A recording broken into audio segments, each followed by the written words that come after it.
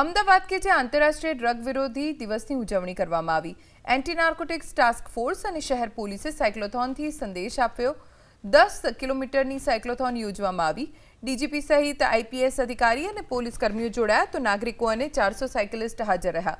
Drugs વિરોધી જાગૃતિ પર ખાસ ભાર અપાયો।